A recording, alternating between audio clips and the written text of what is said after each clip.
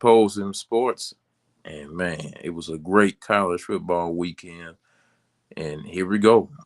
These wins in November, they always matter. Like the early season wins, they do matter because they help build up your confidence and everything like that to see what type of team you have and to see if what type of team you're gonna have down the stretch. But every game matters in November, and the teams that start winning down the stretch, that's all that matters. You want to be winning at the end.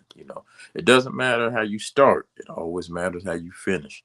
So the biggest upset of the week, and I didn't pick it as an upset of the week. I wanted to see what they had, but I mean, Oklahoma has beaten Alabama 3 out of 4 times, and man, Oklahoma went in there and they took care of the Crimson Tide in Tuscaloosa. In an environment like that, it was pretty wild how they just took care of them like that. That was easy work for that team. So the Oklahoma Sooners, who had 2 losses already, especially the last one against Tennessee, if they lost that game, they probably would have been on the outside looking in for the college football playoff.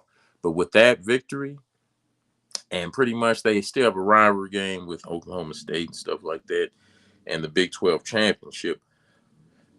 But I mean, it's all in their hands at this point. I'm pretty sure they will be a college football playoff team, and I don't see why not. So definitely going in there in Alabama on the road in November and winning like that was a real big deal for that team. So Alabama, on the other hand, I mean, you already lost to Florida State, and the Florida State loss, it just looks really bad considering what you did, at the beginning of the year. Like, and then look at how Florida State has ended up. I believe Florida State has only won 3 games or something like that. It's insane. Uh, and those 2 losses, they're going to really affect, especially the Florida State loss. I mean, that Florida State loss right there, it's definitely going to affect them from here on out for sure. But Alabama, though, I mean, they still got the Iron Bowl still, and they need a lot of help like they did last year, to qualify for the CFP. But that Florida State loss, I think that really puts them out of it, and especially this loss today. If they didn't have that Florida State loss, I don't think it would have been an issue. But the fact that they had that along with this one today, I don't think it's looking too good for a CFP match for a playoff berth for the Alabama Crimson Tide. So that's neither here nor there. Now the next thing I would talk about, USC. They had to come back and beat Iowa at home in Iowa, and they look very good. They did. They look very good. The men of Troy look good. They still got some tough games to come up though to make that CFP, but they got a lot of help today with these losses. So what they have to do is win out. If they want to win out, then they have it in their hands too. So USC, they looking good. Miami, they looking good too. They got to win out. I mean, you can't take lesser opponents for granted. I mean, you got a lot of help to get up in there today. Uh, Especially with the Alabama loss. That was the real big one. That was the real big loss of the day. Texas A&M. Okay, my game of the week was Texas versus Georgia, and it was doing that for about the first three quarters. It looked like that, and then just Georgia just ran away with it at the end there. But I'm going to say this with Texas, I could see beating Texas A&M now. Texas A&M, they look terrible that first half. 30-3 was the score. They come back and won 31-30, and I don't even still feel confident with that win, with a comeback win. Yes, it was a comeback victory, and they got the job done and everything like that, but I still don't feel confident in Texas A&M. And Texas plays them coming up, rivalry game. It's a big game in the state of Texas. I could see Texas actually winning that game, and I don't see them getting in the CFP, but they can take somebody out at least, and that's going to be one of the teams probably to take out because I just didn't see that in Texas A&M. South Carolina came in there 3-6. They were struggling. They put on their best game at the best time of the year in November. That was their best game overall. And when they put that game on, everything took off from there. So Texas versus Texas A&M in a few weeks. I think it's going to be Thanksgiving week.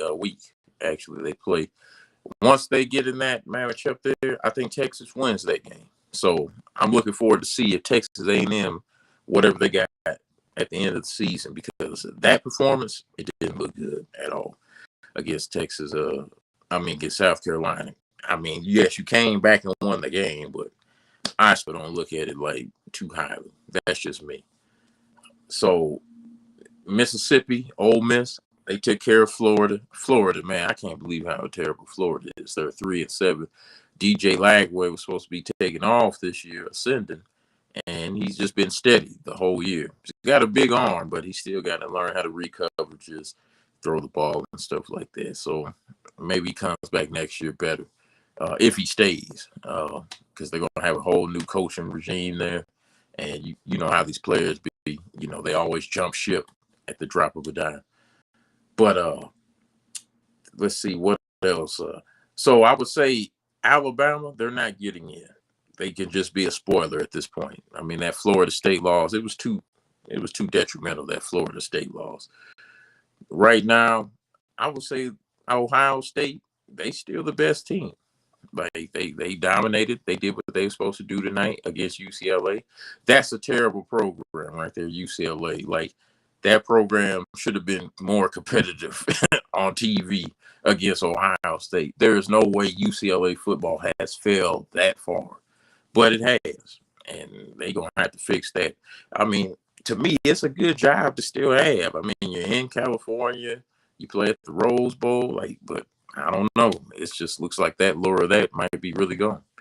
But those teams right there, and Notre Dame today, boy, Notre Dame looks really good. They look like a seasoned CFP team. See what I was talking about? You want to win late in the year? That's a perfect example. Look at Notre Dame. They took those first two losses. They was 0-2. People started, doing all that hoorah talking and stuff like that. But one thing about Marcus Freeman, he rallies his teams together. And when he rallies his teams together, man, they come out victorious. They come out vicious. And they've been playing like that. Jeremiah Love is the best running back in college football. Jadarian Price, he is the backup running back. He could start on any other team, in my opinion. He could start on any other team. Those are two very good backs. I would say they're the best running back combination in college football. And there's a lot of good ones, but they're the most solid one. But Notre Dame, they look pretty tough, down the stretch. And it's in their hands, too. And I think they're a CFP team, for sure. Let's see. You got other teams that could be sneaking up in there. But right now, the teams I think that got the most momentum is like Notre Dame, Ohio State does. Georgia's up there now because with Georgia, that was a big win against Texas at home. They took care of business. They were pretty much in control of that game. It was 14-10 at one point, but they didn't, falter. They made plays when they needed to make the plays, ended up closing out and winning the game. That's what you're supposed to do. Only thing Georgia's kryptonite is it's always Alabama. That's their kryptonite. They've only done it a few times, and that's when they won their titles, but that's the team that gets in their way all the time. But I don't think they got to worry about that no more. If that SEC title was coming up, I think Alabama might be in contention for that. But Oklahoma done messed everything up today. So I got to look into that to see even if Alabama's even consideration for that. But Georgia, they look pretty tough, and they're definitely a CFP team, in my opinion. But, you had the upsets. You had Arizona winning today. You had Navy beating USF today. So those are a few games right there that, shake up, a little bit of stuff in the CFP. But those teams right there that I just mentioned, Georgia, Ohio State, let me see who else.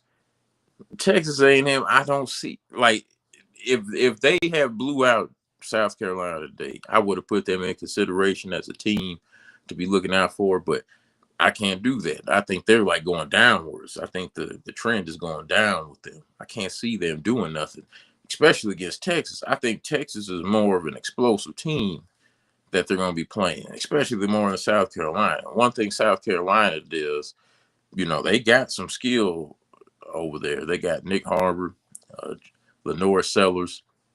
They got some players over there on that team, but they just don't know how to close games out. That's why their record's 3-7. So with a Texas team who was competitive with Georgia tonight, I don't see them losing that game.